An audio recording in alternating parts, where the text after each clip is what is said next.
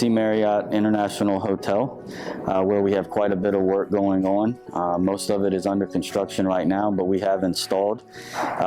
This has been a good project for us because we've been able to get in early, get countertops installed, and as you can see, everything is protected. So everything right now is protected with plywood. This is to prevent anything from the ceiling work being dropped down on our stone, to prevent obviously chips and scratches and breakage. Once we have a final product here, we'll do another short video and show that. But we have a bar over here, and we also have a back bar over on the side. We are currently waiting for the food equipment to be installed so that we can kind of finalize our holes and all of the different lines that will be required for the equipment. And from that point on, we should pretty much wrapping up this project.